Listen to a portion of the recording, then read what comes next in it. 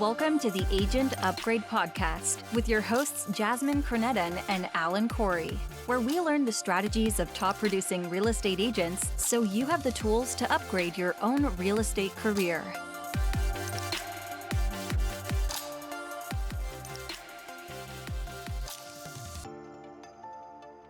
We've got a great episode today. If you are an agent that's contemplating growing a team, maybe you're too busy or you can't handle all your leads, you feel like things are falling through the crack, you're going to get a college level education here on the steps to grow your team with a rock star agent. And she runs a team of 20 agents, but outside of that, she's got a downline of recruits that's been great. And we're going to hear about some of the software tools that she does to kind of stay on top of it all. And this is sort of I look at it as aspiration. You know, you become a top agent. Where do you go from there?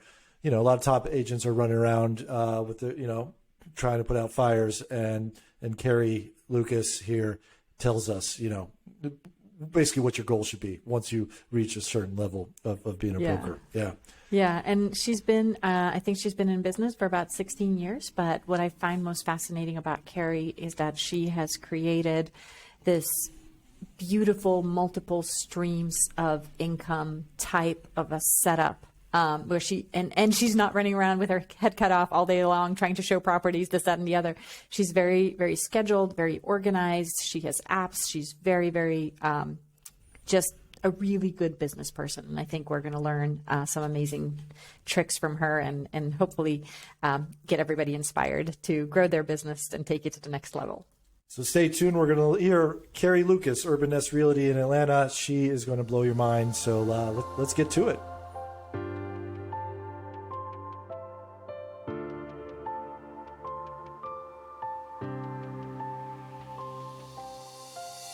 So today we have Kerry Lucasse with us on the show. She is a team leader extraordinaire here in Atlanta, Georgia, and we are super excited to have you on our show. So welcome. Yes, thank you. I'm excited to be here. Perfect. So we are kind of really interested to learn from you. You have been in business for a good little while, I would say. So tell us a little bit about how you got into real estate and your journey to where you are now. Sure. So I think I've always kind of been in real estate. My mother was a flipper before there was the term flipper. And so growing up, I think we lived in at least 8 or 9 homes where we'd move into the worst home in the neighborhood. And by the time it looked fabulous, a for sale sign would go in the yard and we'd move to the next one. And like many other agents, then when I bought my first home, that's when the light really went off that's something I wanted to do. So I've been in the business for, I think this is year 16. Wow. That is fantastic. So you've seen a market or two shift, right? This way or that way? Oh my gosh, yes. And I will say, ever since when the market crashed, and I think 2010 was a really tough year for a lot of agents, especially in Atlanta, it really shaped how I've grown my business and everything that I've done going forward, because I never wanted to be in what I would consider the ramen noodle era again. Yeah. It was a hard time to go from a top agent in your office to, home buyers that, couldn't either buy a home or short sales and that sort of thing. So it definitely was the motivation for everything I do today. It's to never be in that position again. I think we all fondly remember that time. Yes. Like, let's never do that again. Yeah.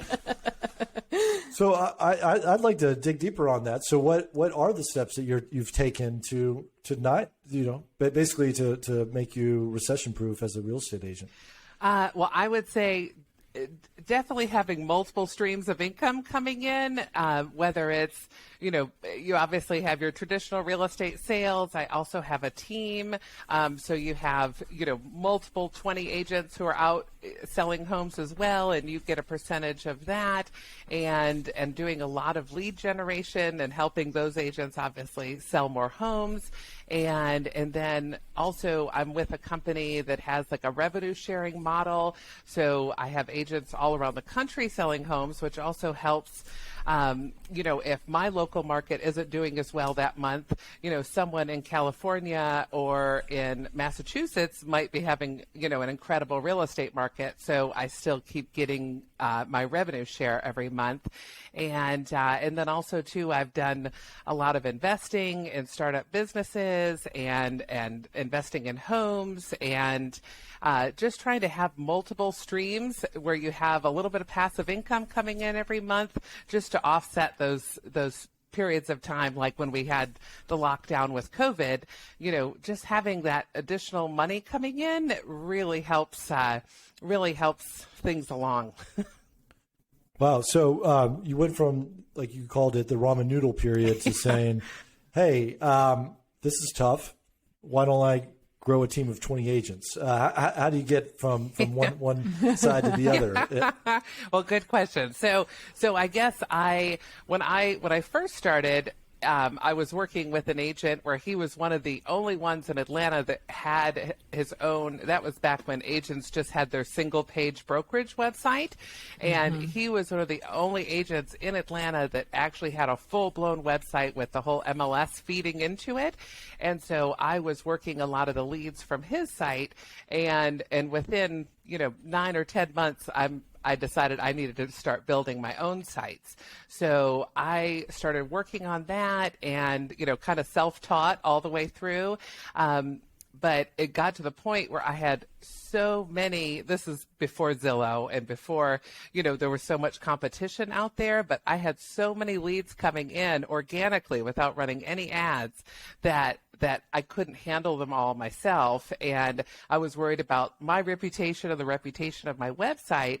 So I started looking for other agents, because this was before agents had websites, before there were a lot of teams out there. I'm dating myself, but so, you're the original, the original wizard behind the curtain, exactly.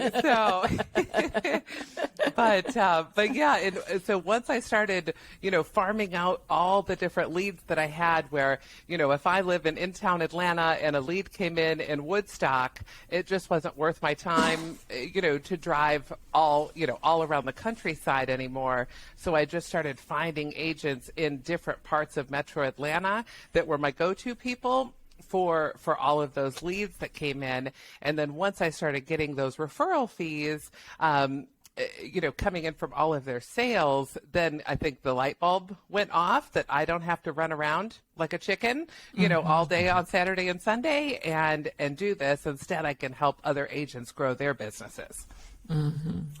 That's awesome. And I'm curious, do you still feel having your own website with the MLS feed and all that, IDX, is something that is a valuable tool for agents, or does Zillow kind of and Realtor and .com kind of killed all that? It's definitely not as easy as it used to be, because before I would just write lots and lots of content about every single neighborhood. So we would get a lot of people that were relocating to Atlanta that were really thankful for all of that information that like a Realtor.com or a Zillow didn't have on their site. Their sites are really just for searching for homes, not trying to figure out what the different school districts are and the average sale price, not really digging deep into those different communities. So now I would say it's much more challenging, obviously, because before, I think if you used to Google Atlanta bungalows for sale, I think I had 26 websites at the time, and it would fill the whole front page of Google. Now I think I have one listing on the front page of Google for that search term. So I would say, it's still definitely worth it if you're willing to spend the time to develop that content, or if you're willing to spend the money for Google pay-per-click or Facebook ads. It still can be very profitable. It's just not as easy as it used to be. Okay, so I'm jumping around a bit here, but so now you're strictly sort of managing the team. You're not showing homes or going to listing appointments. You're basically lead generation, lead magnet. That's sort of your role right now. Yes, for the most part. I'm still a little bit of a control freak when it comes to the marketing side of the house. So when we do have listings, I want to be involved in the marketing of those homes just to make sure we're putting our best foot forward in terms of our overall team brand and reputation. And are you willing to talk sort of about your splits? Because as an agent who wants to grow my team, and I see things online. What do you pay? What are the splits on a buyer's agent? Does it matter about price point or experience or where the lead came from? And same with the listing. Do you have specialties within your team, or if they generate their own listing, they can do the listing if they're the buyer agent? And I just threw 20 questions at you, but I'm just sort of curious how that all works. So I have I've only met one. I talk to agents all the time who have teams, and I'm one of the only ones that has this particular model where what I know there are a lot of teams out there that have like a 50-50 split on everything they sell. And the way that I've structured it is I just have a 10% team fee for all of the homes that my agents sell. And then if they close one of my leads, then there's an additional lead fee on top of that. So there's like a 30% lead fee for that. So they're either paying 10% or 40%. And while that may not be as profitable as the 50-50 team split, what I found is I don't have this continuous cycle of new agents where they're constantly leaving, and you're always having to look for new agents, hire, train, get them up and running on all your systems. And so for me, I think the average agent on my team has been with me for at least 6 or 7 years. So I think that's very key. I feel like your people are your people, and they stick with you for right, and it's more like a family. So what happens in this situation? And sorry, I'm getting very specific here, but hey, your best friend, Kerry, I want you to help me buy a house, and you're like, okay, great. Here's Sally on my team. She's going to help you, and Sally closes her. She does a great job. You've trained her well. And then 10 years from now, your best friend's calling Sally, hey, will you list my house for me because I want to buy a new home? I know Kerry wants me to talk to you. Does that second round become a self-lead generation, or do you that client sticks with you as always gets the team feed because you made the first introduction? Oh, very good question. And so if it's a really good friend, I still will work with them. Okay. And typically what I'll do is if it's on the buying side, I'll still go out and help them. Occasionally I may have to have one of my agents, let them in the door of a home.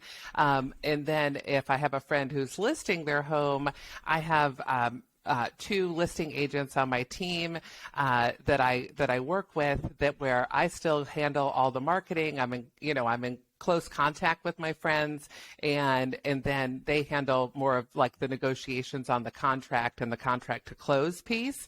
So I'm still part of it. So I don't have that. So there's not that concern, but I would say when I do have like past clients that I've worked with, there are many people that I've helped over the years buy or sell, 3 to 5 homes. And in that case, I usually will have one of my agents be more involved with that, but I still stay in touch. So they know, if in the future they want to buy or sell, they're still calling me. So you have those clients, because I struggle with this sometimes, and I've tried a variety of ways of having a buyer's agent on my team, where I personally I blame myself. I don't do the perfect handoff, and at least that's the only thing I can come back to, because they'll put an offer on the house. And then they're calling me, telling me, how should I negotiate this? Or what do you think about this, inspection report? And I'm like, well, sorry, I thought my agent was helping you with this. Let me get up to speed. And there's just this comfort level that they wanted to talk to me. Like, Alan, you're my guy. I know you want me. And you told me to talk to this person. That's great. We got under contract, but I want you, like, I find myself not being able to separate from passing off to the buyer's agent. And it must be something I'm doing wrong. Do you have advice for I guess me specifically, and other agents who are in that situation? Like, how do you make that clean handoff where they note that you're not the point of contact?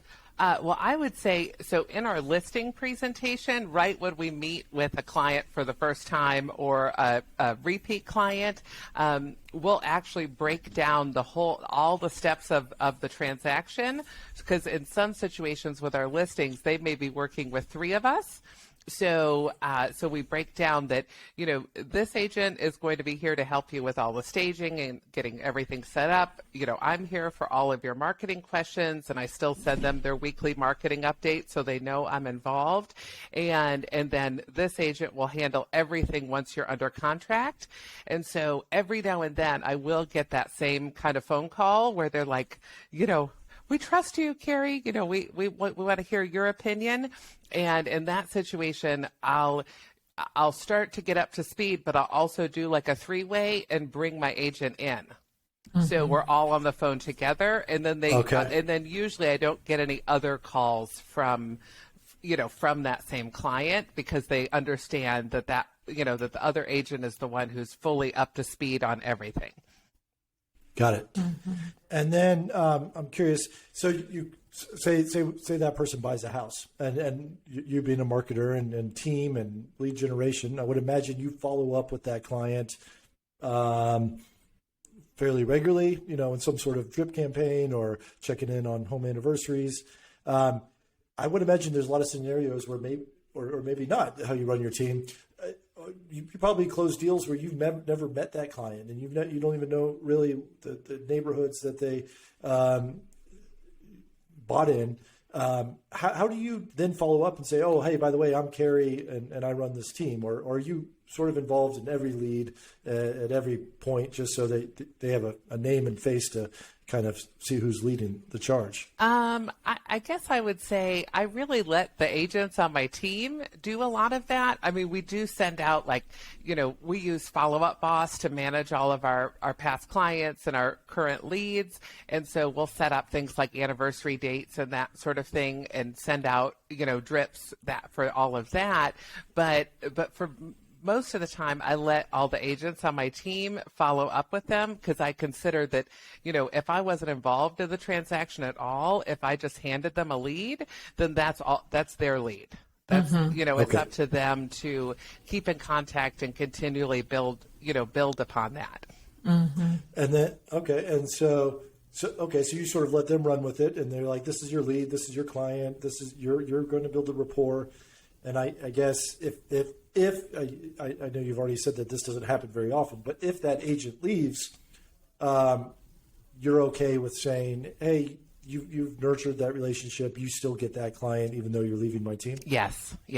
Okay. I might be too nice, but that's why people stick around. Yeah. But it really is. I mean, most of the agents are on my team for quite a bit of time, and then if they do leave the team, the way that my brokerage is structured, I still receive revenue share on anything that they do. So if they've outgrown the team and want to build their own, I am more than happy to help them do that. So in a traditional brokerage, if an agent leaves your team, you're like, oh, that really sucks.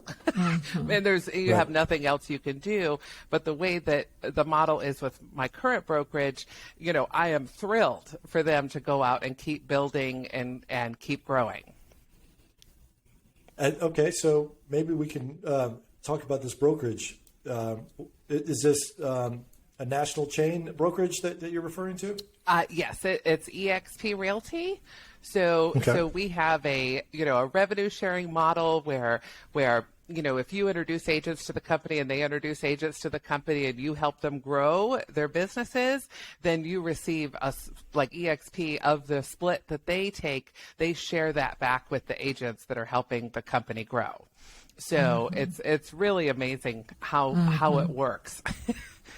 What sort of splits would you get on hiring someone in Connecticut? That joined EXP. Yeah, so you're here in Atlanta. So usually it's like 3.5% on their gross commission. So if they sell, if they sell a home and it generates like $15,000 in commission, I'd make about $500. Okay. That's cool. And it's nice when you multiply that by many agents. And that explains why I get a lot of phone calls from EXP I'm sure. agents saying, "Hey, you should join our brokerage." Okay. But no, it's amazing how my friend who actually introduced me to my first brokerage years after I was with EXP, I'm like, you have to check this out, because we'd always talked about working together and building her team in Austin, Texas, and I ended up flying out there to meet with her and her team.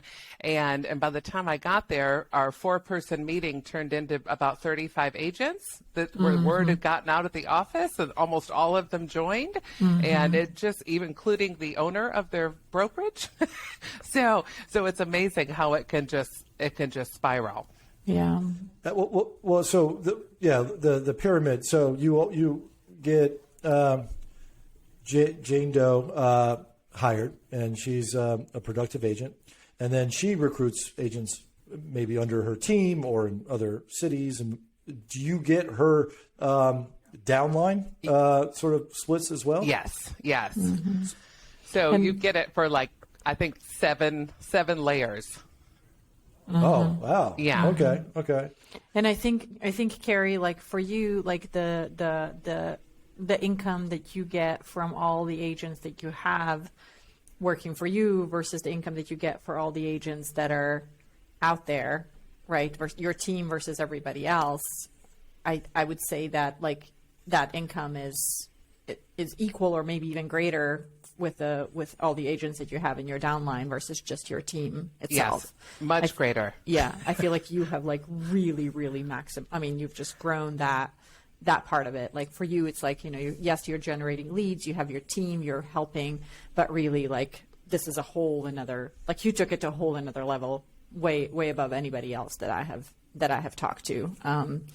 And it's, it was serious prospecting time for you to get that going, right? You would make calls and talk to people and it was not just some, here and there, I'm going to pick up an agent, right? It's Actually, it was a little here and there, to be quite honest. And I would say just in the last year or so, I built out a website called buildingbetteragents.com, and it has all kinds of resources, especially for a lot of new agents. I know there are a ton of people getting into the business either because they were trapped in their homes and decided to take their real estate course, or just needed a career change. So we have a lot of agents.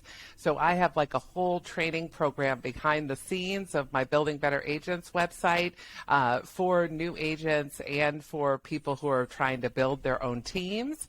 So I'm kind of I know everybody thinks they're a coach lately, but but it's kind of like that, where I'm just helping them, get up and running and get all the support I wish I would have had as a new agent. That's awesome. Wow. Okay. Yeah, that's great. So you're spending your time twofold, recruiting agents to kind of join XP wherever they are, teaching them, because obviously the better agent that they are, the more money they'll make, which makes you more money. But at the same time, you're also spending your time marketing to buyers and sellers for your own team that you've created of 20 agents. And you run, did you start your own? Okay. So you have your own brick and mortar office as well? Yes. Is that right? Yes. And only you and your team use that. No one is not shared. Correct. Okay. So, That's awesome. And I also do have, I think that's one thing that with a lot of agents, just trying to find those other amazing agents that are out there to help you build and support your team. So I have an amazing team leader for my team who's been just running all the day-to-day activities over the last few years, and that's just been a godsend, just to have someone who's handling all the different questions and that sort of thing, while I can focus on generating leads and doing all of our social media and branding.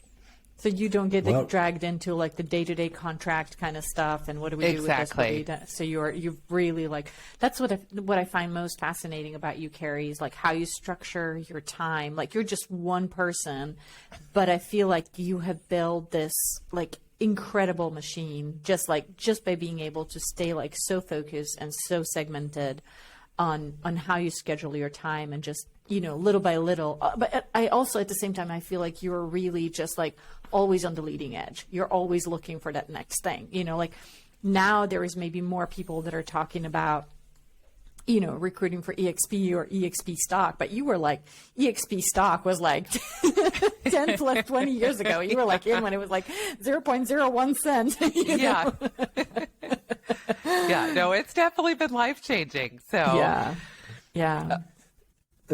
Is the team manager a licensed real estate agent or like an operations manager on a salary, or how do you structure your team manager? She's a licensed agent. So she and she started with me. We were just talking about it. She started with me 9 years ago as a brand new agent, and we, she was an amazing converter with all the leads that came in, and then she started doing a lot of the listings, and I started sharing, some of my listing leads with her, and then just from there, where she wanted to keep. I think that's key, is just trying to just recognize the potential in people, even if they're a brand new agent. And then also, once you have them, trying to figure out new ways to keep them motivated and keep them, diversifying their income too.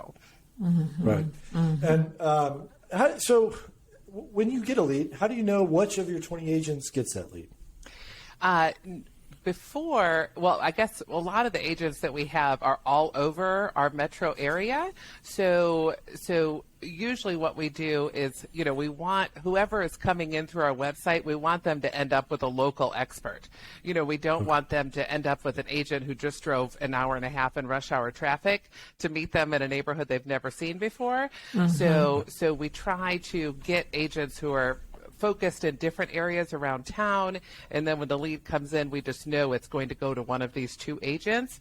And then we also use Follow-Up Boss to just monitor how quickly the agents are following up with these potential leads, and also how often they're following up with them. So, because a lot of agents just will call a lead once or twice and then they're done, when really in this the world that we're in right now, you have to you reach out and try to touch them at least 7 or 8 times. So we look for all of that. We're able to monitor that with Follow-Up Boss, and so kind of based on how well they're performing will depend on how many of those leads they get. And also, sometimes we have agents that are like, turn them off. I'm too busy. So that's a good problem to have. But so we, and then usually if we hear that too many times, we know we need to hire a new agent for that area just to work some of those extra leads. And okay, that's awesome. Most brokerages sort of have a reputation that, hey, anyone who can fog a mirror is welcome here. Come on in, join because maybe you'll sell something one day, and I want a cut of it. I feel like you don't have that process. You don't have that. So if someone's underperforming, do you just give them extra training, hold their hand, or is there sometimes where you're just like, hey, I don't think you're a good fit for my team, and maybe you find another place? How do you handle maybe a underperforming team member? Oh, good question. We haven't had it happen too much, but it's definitely happened over the years, especially when I was, when I was just forming the team. We have a a few rules that agents have to follow, just in terms of how many sales they have to do every year, and just certain things they have to do when they're listing a home, because, if they're not doing something, it makes us all look bad. So when that happens, usually we'll work with them, for about 6 months just to see if we can get them back on track. And then if not, then we typically part ways. Okay. And so going back to your follow-up boss, do you feel like in terms of technology and tools that you guys are using, is that your main place where you manage the lead flow and the follow-up and everything that happens from the beginning to end? Is everything in follow-up boss for you guys? Yes, everything's in there. So, and we, well, actually, once we're under contract, our brokerage has like a transaction management system called SkySlope. So everything feeds into that in terms of contract paperwork and that sort of thing. But yes, but everything else is in Follow-Up Boss.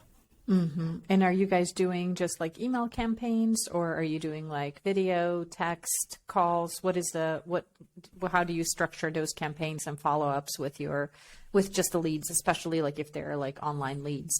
I feel like those take a little bit longer to convert.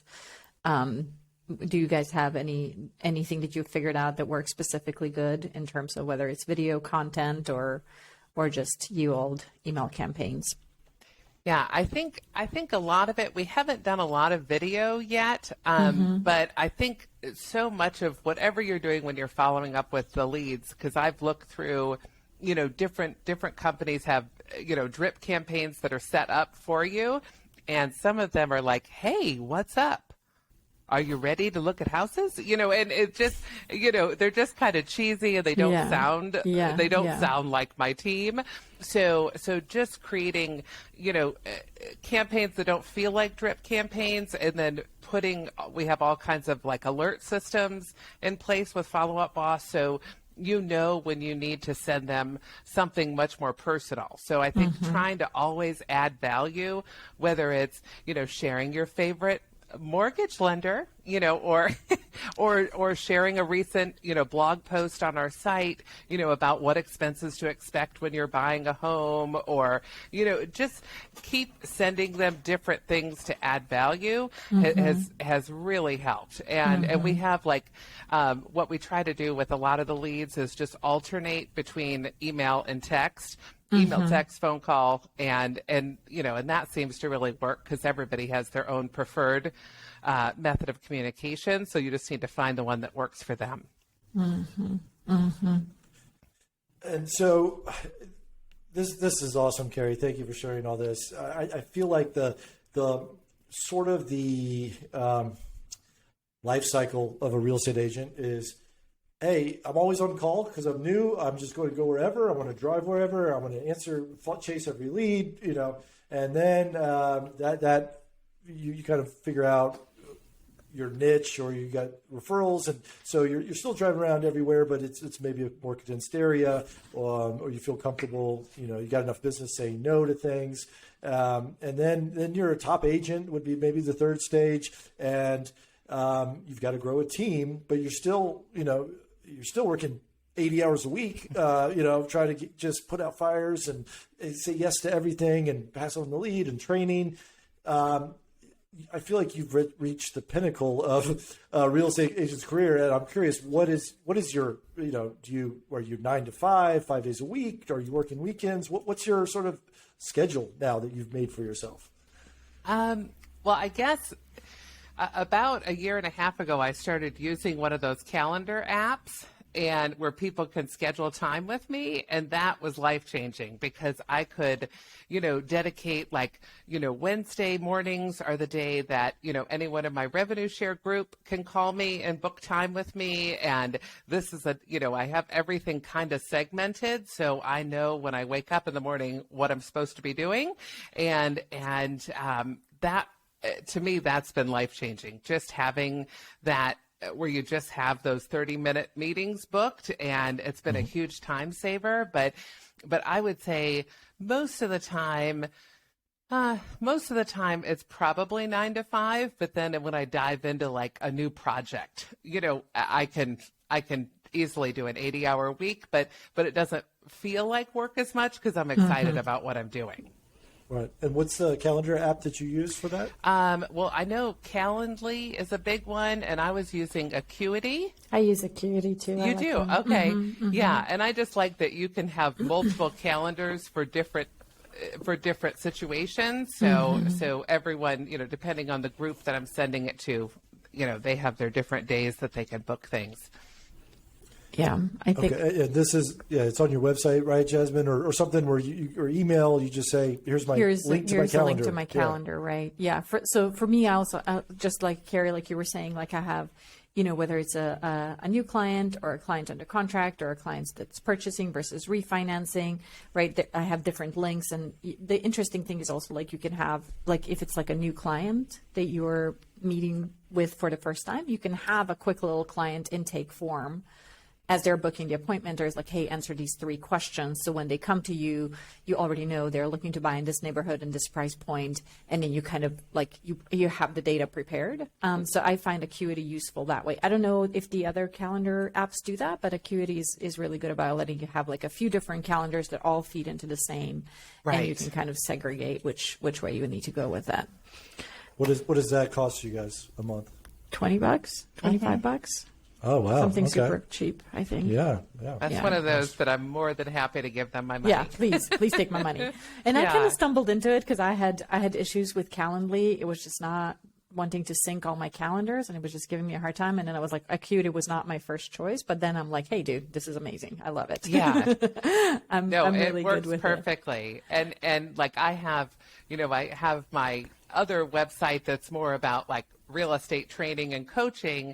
And so I get a lot of people that reach out to me on that, with questions, just general real estate questions or questions about my brokerage. And so I have a separate calendar for that as well, where they can just go on there and they have their intake form. So I know what we're going to talk about during that meeting. And it's a huge time saver. Totally. I agree with you. And I think, but I would also say like part of your success, Kerry, is just like what you just said. You kind of gave us a little nugget there where you said, when I get into a project, like it doesn't feel like work anymore. It's fun. Yeah, you get to pick what fun things, you're just right? in it, and it just kind of like at that point you don't care if it's been 80 hours or not. You don't feel like you're working. You're like you're in this thing. So I think that's the key. I think that being in real estate and being really good at real estate, usually I feel comes with also being like really interested and excited about being in the business and figuring out things that are exciting to you about it, that keep you going, that kind of keep you juiced up and energized and excited. Absolutely. And I've had agents in the past where they're like, well, I just want to do what you do, where like generate leads and get referral fees and that sort of thing. And I'm like, wonderful, let's sit down and try and figure out how to get started. And 7 minutes into our conversation, I could see their eyes glazing over.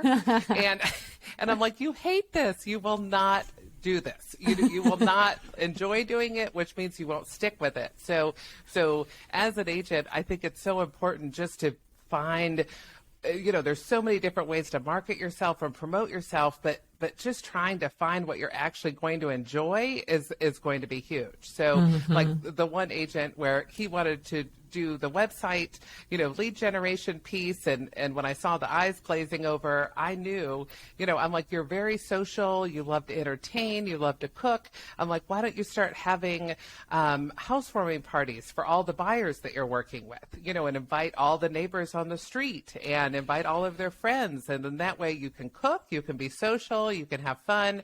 And he started doing that, and his business just absolutely took off. And he didn't need to sit behind a computer and write blog posts and worry about SEO and all that good stuff. So you enjoy that. Yeah. There's a little bit of a geek in here.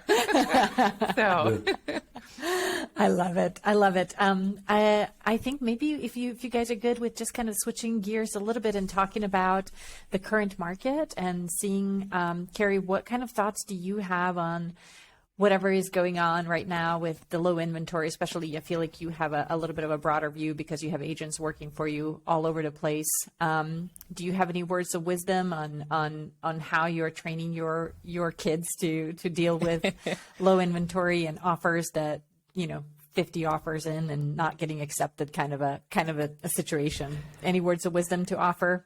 Yes, other than putting on your patience hat in this market, because it will get better. I mean, I think as soon as I'm hoping by next spring, more and more people will feel comfortable, listing their homes, and we'll get some more inventory on the market. But it does seem like there are so many. Like I was just talking to an agent in Texas where they received 91 offers on the home, and like a $300,000 home sold for $460,000.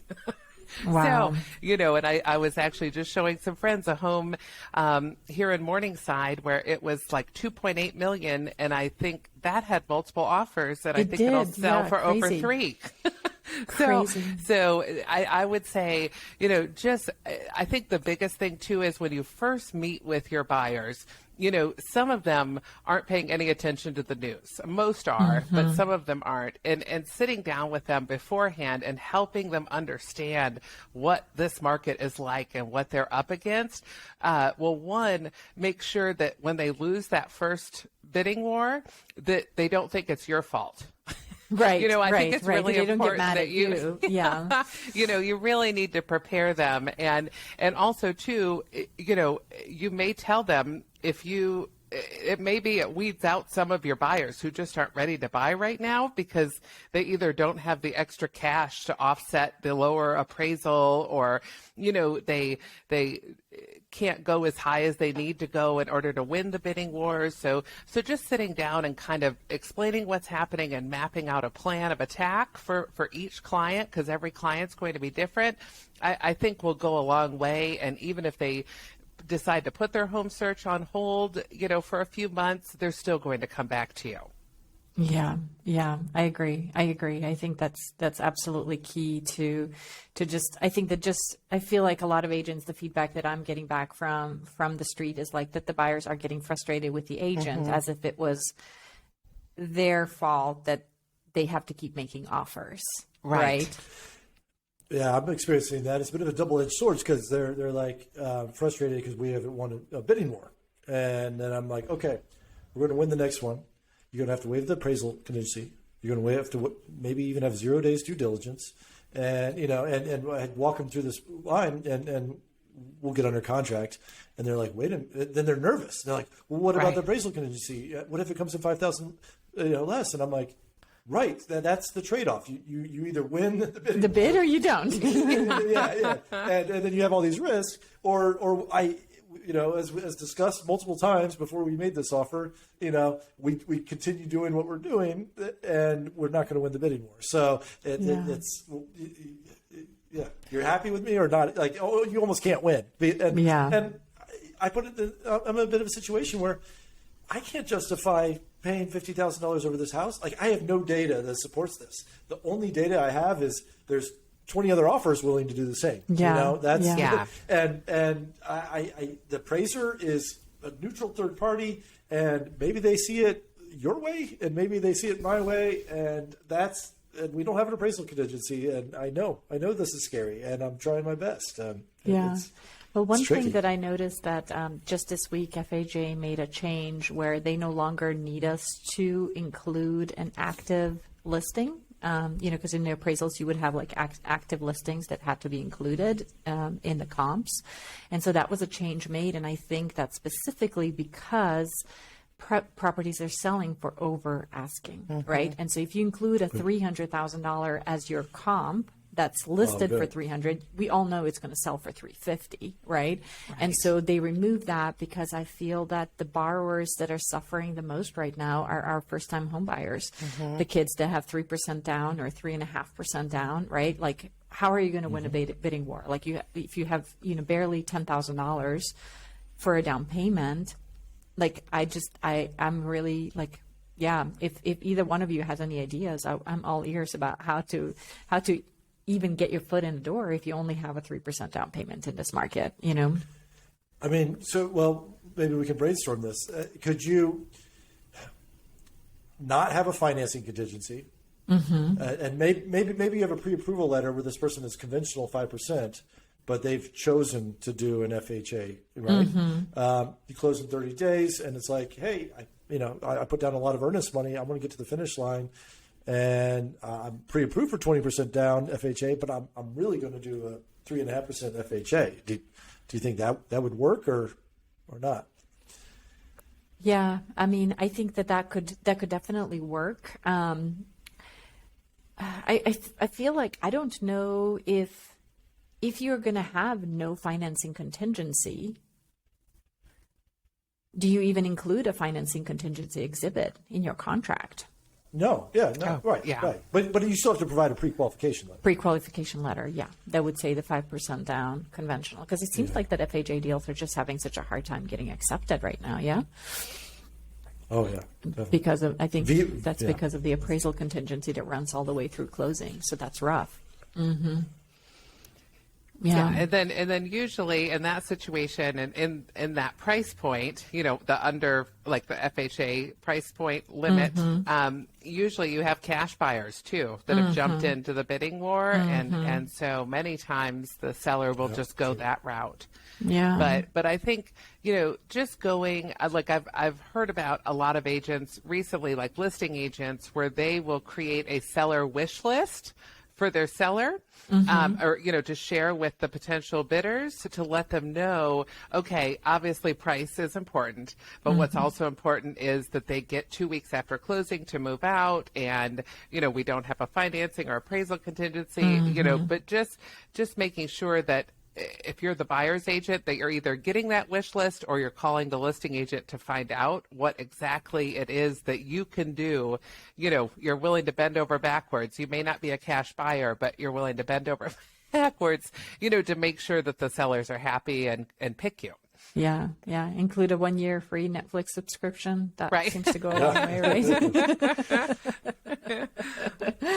Yeah, it's interesting. Firstborn children, anything. Yeah, I love it. Very good info. Is there anything else, Kerry, that you feel that you would like to share with our listeners in terms of like any tips or tricks on how to go from being like, hey, I just got into this, to setting yourself up for success in real estate? Okay, good question. Big question. Yeah. You can go anywhere you want. Yeah. Well, I guess I would say I know right now it seems like branding is the buzzword. Branding and team building. Everybody wants to build a team. Everybody wants to build their brand. But I would, and most people, when you ask them what a brand is, they think it's a logo. Yeah. And that is, it's so much, I would just tell everyone out there, it's so much more than a logo. It's you, like who you are, what you represent, what kind of service you provide, what kind of experiences your clients have had, just trying to create that a full experience versus just a cute logo. So I think that's really important. And also, in terms of team building, I get a lot of agents that they're like, I want to build a team. I want to build a team. And I'm like, well, what do you want to do? Why do you want to build a team? Or what do you want to do with your team? And they're like, well, I just want to make more money.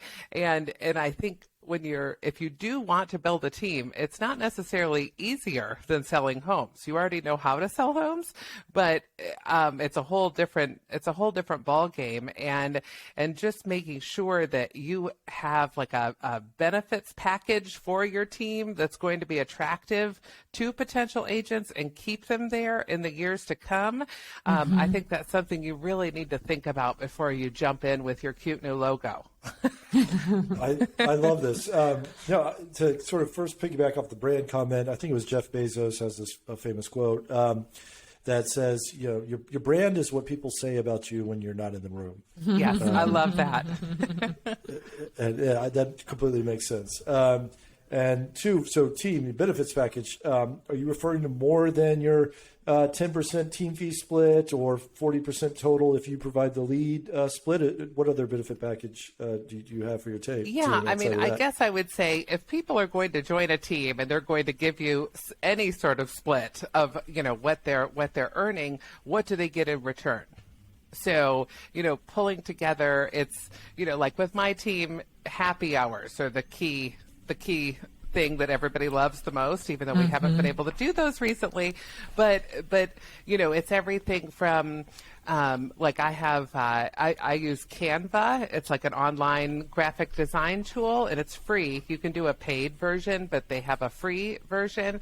So I have all kinds of like marketing templates and tools and things for social media that all the agents can easily just download what we've already created and share it on social media.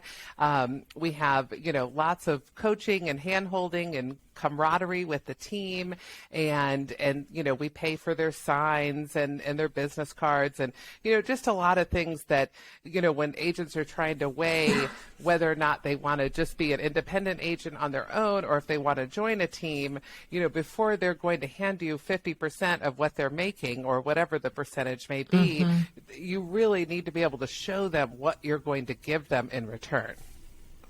And those happy hours, is that just team happy hours, or are you talking about happy hours with clients?